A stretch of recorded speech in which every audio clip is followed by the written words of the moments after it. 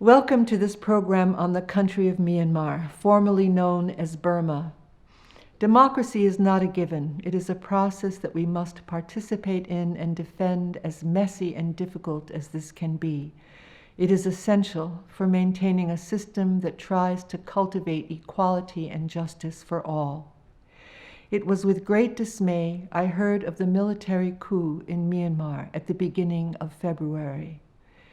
It is a terrible blow to the fragile democracy of barely 8 years and the officially elected party, the National League for Democracy, or NLD.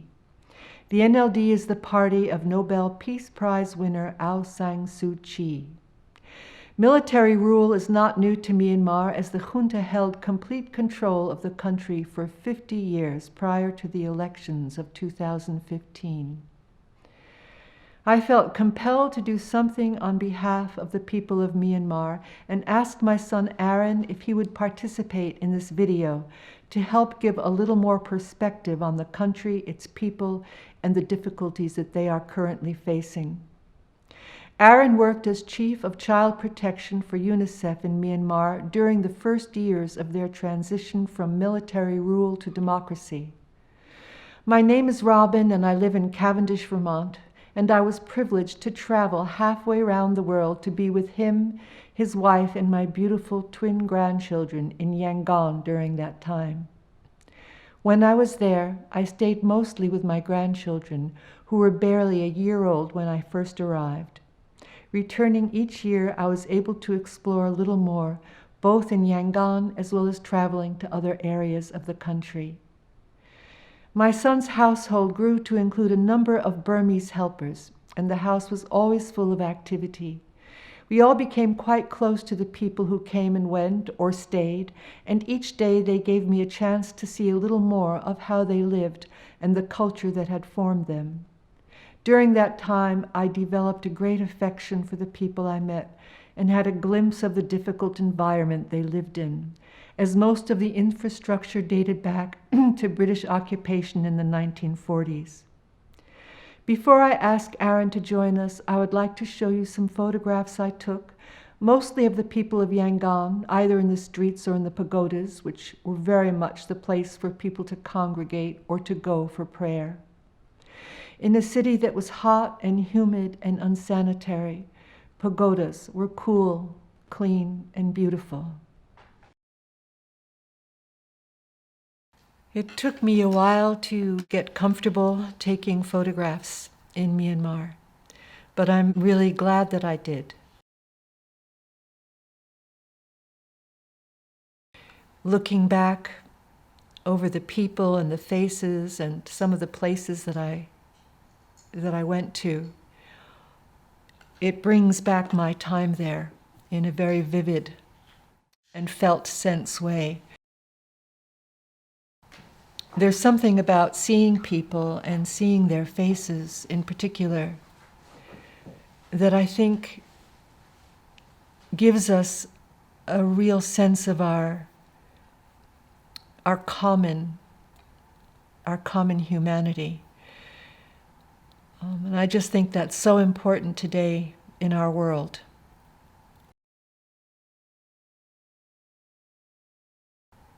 Most of the pictures in this photo display were taken in the city of Yangon. Some of them were taken outside of the city. This woman here was in front of the zoo, where I went one day with my grandchildren. These women are having a picnic in the park. And here's a young man, and he's in Western dress, and so many people, after democracy came to Myanmar, looked towards the West as the country opened up, and they looked towards the styles and taste of something new. You'll see painted on a lot of these faces, it's sort of yellow designs, like painted designs. This is a thanika paste, and it's made from the root of the thanika tree or the applewood tree, sometimes from a branch or the bark. And it's ground into a paste and mixed with water and used as a sunscreen might be used. It's also used in a decorative way. So everybody gets to paint their own patterns on their faces. And I spent a lot of time in parks with the children, so I saw lots of children. Here's a little girl all decked out, and a boy in his cap.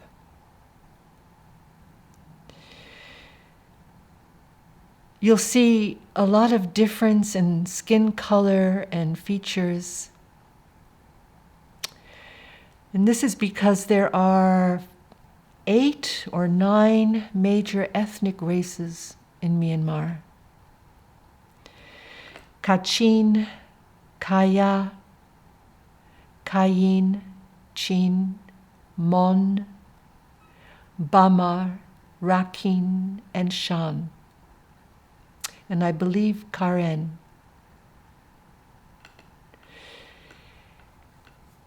The Burman comprise close to 70% of the population, and Burmese is the dominant language. But there are a total of 135 languages and dialects in Myanmar. This woman is sitting in a park at the edge of the pagoda. This mother and child as well.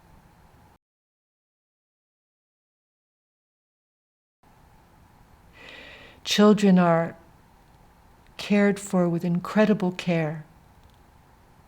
Their mortality rate was very high, so people were almost shocked that we would take my grandchildren out into the open when they were very young.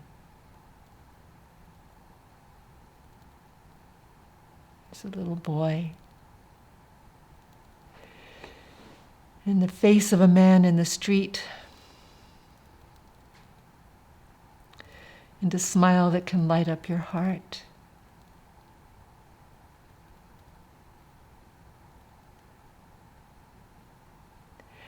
These women were sitting in a pagoda. The little boy monk, a little boy monk. You can see the combination of Western dress and traditional Burmese dress in a lot of these photographs. A lot of the photographs I took were in the pagoda because it was such a comfortable place to be.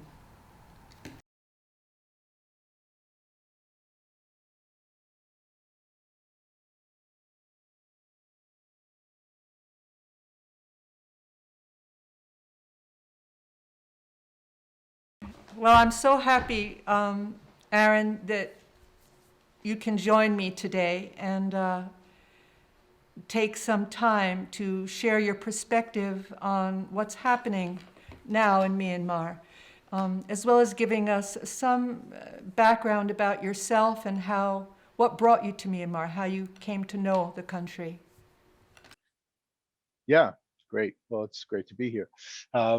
So I work for the United Nations. I work for UNICEF. I'm a child protection specialist. I'm now based in Geneva, Switzerland, covering child protection across Europe and Central Asia. But before this, I was in Myanmar for 4 years. And before that, I was in the Republic of Georgia in Tbilisi for 4 years, working primarily with government, social welfare and justice systems to increase children's well-being and access to services, in particular children affected by violence, abuse, and exploitation. And so when I was recruited into Myanmar, there was a lot going on. The office was quite big. I had a team of about 30 or 40 people, including 9 field offices across Myanmar. And the portfolio was very big. We had very big budgets. We were working also, which is relevant for this conversation today, with the Myanmar military, the Tatmadaw, on helping them to implement their commitment to end the use of child soldiers in the Tatmadaw. They were listed by the United Nations as an offending group for recruiting and using children in the ranks of the military which has now orchestrated the coup. So I actually was very familiar with the military during my time in Myanmar. We had extensive discussions with them and also organized releases, large releases of children from the Tatmadaw, from the army, and then supported those young people and those children to come back into their communities. So I have quite a good sense of Myanmar. Lived there for 4 years, worked there for 4 years, went into different parts of Myanmar, including non-governmental controlled areas run by paramilitary groups. And so Myanmar on the map looks like one country, but actually when you're in Myanmar, you quickly realize how the history of Myanmar, it doesn't exactly match the geography that's presented on the map. It's still very much a splintered country with armed groups controlling large portions of the country, and the central government controlling Yangon, Naypyidaw, the capital, and most of the other areas. I think when we think about the coup today and what's happening in Myanmar, it's important for me at least to reflect on how much change Myanmar went through between around 2000 really, but then more accelerated in 2015 when the NLD was allowed to actually stand for elections, and when they were actually allowed to run for parliamentary seats. When I entered Myanmar, and let me just give a little context. So when I entered Myanmar in 2013, and I set up shop in Yangon, rented a house, etc. Electricity would be off for, and you'll remember this, Mom, when you came and visited, electricity would be off not just 20 minutes here and there, hours and hours a day. When I arrived to Myanmar in 2013, a SIM card, right, for your cell phone, to have a cell phone, to buy a SIM card was $150. Now, 80% of the population lives on less than $2 a day. So internet penetration, cell phone penetration was at about 20% in 2014. So about 20% of a population of 54 million people in 2014 had access to a smartphone. And if you go back to the year 2000, and that's even before the NLD was really allowed to exist, and when Aung San Suu Kyi was still in under house arrest, a SIM card cost $5,000. So this is a country that was emerging from very tight control, military control, controlled by the Tatmadaw and their political parties, to a country which gradually opened. Now, from 2013, $150 for a SIM card was still a lot of money. When I left in 2017, the cost was $1.50. And smartphone penetration increased to about 80% in the country. So now I want listeners and viewers to picture a country which was very much resembled, to me at least, what the Middle Ages would look like in Asia. When you left the capital, even in the capital, it wasn't uncommon to see carts and donkeys, and nobody had a landline. The whole country, I don't think, had more than a few dozen fax machines, because there was no infrastructure for that. So the country completely leapfrogged all of the technologies that we're familiar with, landlines, fax phones, fax machines, etc., to smartphones. And because China borders Myanmar and China produces so many smartphones, you could buy a third generation smartphone from in Myanmar in these markets for $15 or $20. So even if you made $2 a day or $2.50 a day, you could save up and get and buy a smartphone and all of a sudden have access to the World Wide Web. and to the internet. And that's intimately connected to this story today. And what many are writing was a severe miscalculation by the Tatmadaw by orchestrating this coup. Is that, and I was reading an article today about this, that they really did not anticipate the massive outpouring of organized and informed resistance. They didn't realize maybe or calculate to the extent that the opening up that I just kind of referred to, and I use smartphone penetration, a cell phone with internet connectivity as a kind of indication over all of that tremendous change that happened over 4 or 5 years, so quickly in a country. They didn't really, I think, understand how much people valued that. So now remember, in 2015, Aung San Suu Kyi was allowed, and her party, the NLD, was allowed to run, and they captured a huge number of seats in parliament. I think they captured, I was looking at this the other day, 346 seats, and you need 322 for a majority. So, I mean, the minute they were allowed to run openly, people voted for them in mass. That, the demand for the NLD was high, and the NLD then was able to take over and assign ministers of health, ministers of education. They were not allowed by the Tatmadaw and by the military to control border affairs, the military, or police. Those were reserved in a rewritten constitution by the military pre-opening up in 2015. The military kind of rewrote the constitution because they were orchestrating this opening. They were very much aware of what they were doing, and they also built in a firewall to make sure that no one could change the constitution without the military's approval. So the new constitution of Myanmar, which they drafted, gives the military 25% of parliament. And you need more than 3/4 of parliament to have any changes to the constitution. So in many ways, after this recent election in November of 2020, the NLD received even more support than it did in 2015. I think the military was also, and I've read some articles about this, kind of shocked that they weren't, that the party that the union, it's called the Union Solidarity and Development Party, there's a party in Myanmar which kind of represents the military, it's a political party, was just so not, nobody really wants them in power. And they, I think felt that, they could kind of orchestrate this coup and quickly put a cap on it and reorganize an election and try and buy themselves some time to build more legitimacy for their party.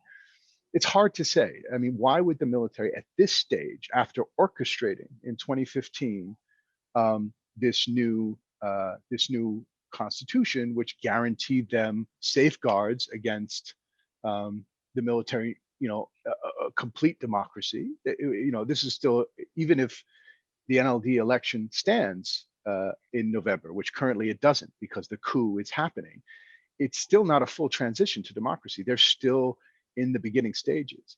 But what we see on the ground is tremendous. And I'm in contact with friends, people that Mom, of course, because you were there with me, but people that I remain in contact with, and people are just ready to peacefully protest and ready to face the consequences, including potentially death, because the Myanmar military, of course, as we know, and this very clear demonstration of this in 1988, when similar events happened, the Myanmar military cracked down and many people died.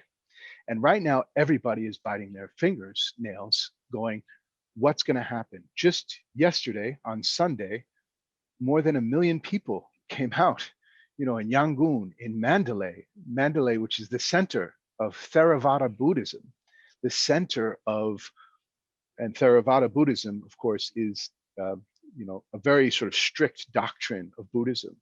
And one of the key allies for the military over many years, we're the Buddhist community. Um, and even in Mandalay, we're seeing there's resistance to this. So I think they didn't realize, perhaps as fully as they should, how much the opening up of Myanmar, this kind of taste of what it is to, for the first time in your life, have a smartphone in your hand, for the first time in your life, have electricity in your hut, for the first time in your life, having a passport and being able to leave the country and come back, and maybe having enough money to do that, even if it's just overland to Thailand and back. And that the young people, especially, that this demand for, we're not going to go back.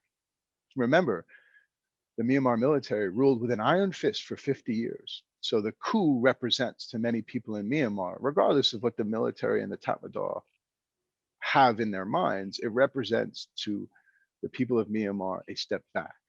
I think the other thing to be fair is also that the NLD has been, was given some power in 2015.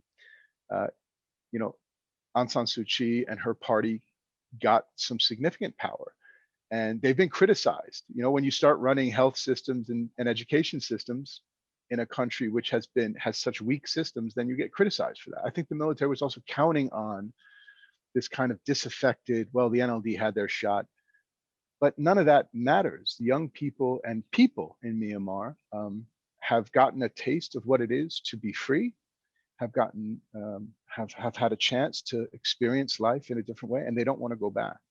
And so the big question is, what will happen next? And it makes my heart skip a beat when I think about the potential for violence and unrest that is now very real in Myanmar. And how does the Tatmadaw and the military walk itself back from this in a way? It's hard to see how they do it. I think there are options on the table of how.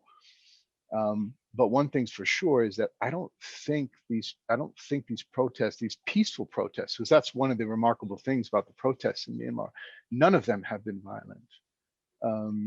All of them have been peaceful. And there are reports in Yangon where people are coming and they're gathering, and then the police are coming and they're starting, and then people disperse and they just move to another area of Yangon and they start protesting there. So, and Myanmar doesn't have very sophisticated operations. The police force is very underpaid. And is a developing police force, and is one which has been politicized for so many years. So it's not that the Myanmar military doesn't, and the government doesn't have the tools to engage in a sophisticated way. When we think about riot control, we think about crowd control. So everyone's worried they're going to resort to blunt instruments, and that is the military. I mean, what they have is they have military hardware. It's important for people to also understand that the military and the generals and the elites of the military, they own, I mean, almost everything in Myanmar that's of any significant value is partially or wholly owned by the military. Now, there are exceptions to that, but the biggest economic holdings, the biggest corporations, the biggest beer company, the biggest cement companies, they're all owned by the military. They were all privatized into the military's hands. So I think they have a lot of patronage to distribute. So they can continue to do that. But it's unclear, with any real transition from a military to civilian rule, it's hard to do that without any real support within the military for that. So the big question mark for many of us watching in Myanmar, in addition to being very nervous for the people of Myanmar and very supportive of their brave and courageous efforts, is there anyone in the military who also agrees with this? Because we are seeing some signs that in the police are joining some of the protests in some of the areas. Is that true for the military? We'll have to see. It's a sad time. It's also an exciting time. And it's a nerve-wracking time. And so as I watch now from Geneva and in contact with my friends and colleagues in Myanmar, they're calling on me and on everyone to support them by making what they're doing visible and known. And I guess that's a big part of what's happening today as we talk about this in Vermont, in southern Vermont, so that people understand what this country is going through, how important it is to the people of Myanmar to feel supported, to feel that that their efforts are indeed supported by those who have gone through this many generations ago and who look at Myanmar as one of, maybe hopefully some of the few countries left in the world who are going through this process at the stage that they're going through it now, and really supporting it morally, ethically, and as much as we can. So I guess that's what I would say about Myanmar and my time there and how I reflect on it now. Thank you so much, Aaron. Could you just say something about how other countries may be supporting the efforts there? Like, I think the United States has joined other European countries in some kind of acts of sanction. Do you know anything about that? Yeah. So the EU has placed sanctions on targeted sanctions on the military, on individuals in the military, on families. The U.S. is doing the same, and it's great that they're doing that. And I think it's an important step. But we have to be cognizant of the reality of Myanmar. Myanmar is not South America. Myanmar is Asia, right? It's in the Asian sphere of influence. So we do not see yet. I mean, we'll see. I think we'll see Japan take some action. I think Australia will take some action, similar to what the U.S. and others are doing, and the EU, South Korea, perhaps. But the big question is China. China is China, Singapore, Vietnam, big investments in Myanmar, huge. I mean, really dwarfs the foreign direct investment from the EU member states, European countries, and the US. I mean, the amount of investment from the US and Europe is much smaller than it is from China, Vietnam, Singapore, Korea. But there are other things that are important to the military rather than just money. There is the ability to send their children to elite schools in the US and to schools in Europe, the ability to travel to these places. One hopes that the military, which was orchestrating this opening up, was also getting some benefits from increased access to Europe and to the US. But in terms of actually economically kind of squeezing the generals, they have shown amazing resilience to these mechanisms in the past. And I don't think those sanctions alone will work, unfortunately, to change the position of the military. In the end, this is a question for Myanmar and the Myanmar people. And Myanmar people, in their will, needs to be supported.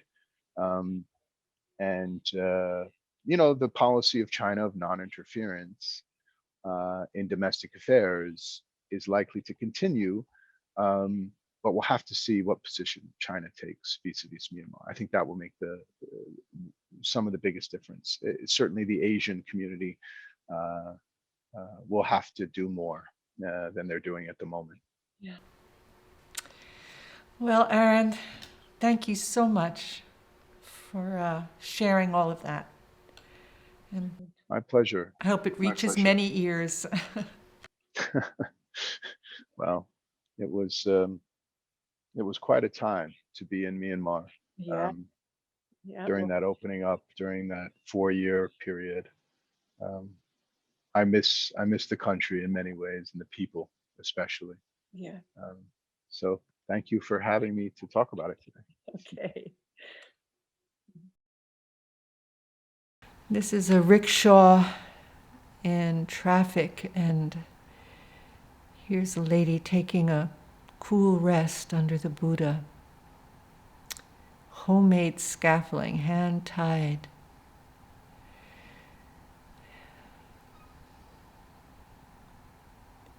And here we're at the Shwedagon Pagoda in Yangon. It's a place, just a wonderful place for people to come and go.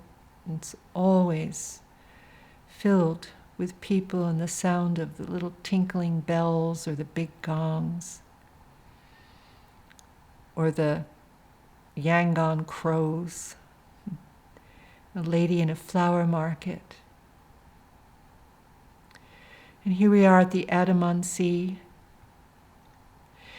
The beach was the main roadway to go from village to village, as the inland roads were pretty much unpassable. Myanmar is slightly smaller than the state of Texas. Bordering countries include Bangladesh, India, China, Laos, and Thailand.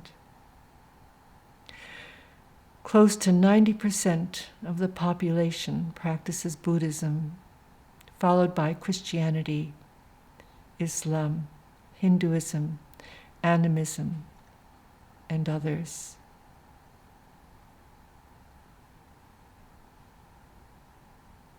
Street vendors selling food were everywhere in Yangon.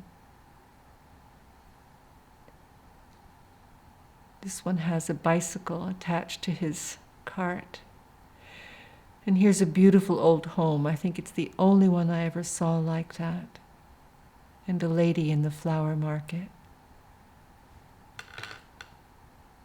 And back to the sea, where you could hear the ringing of the bells as the ponies passed by.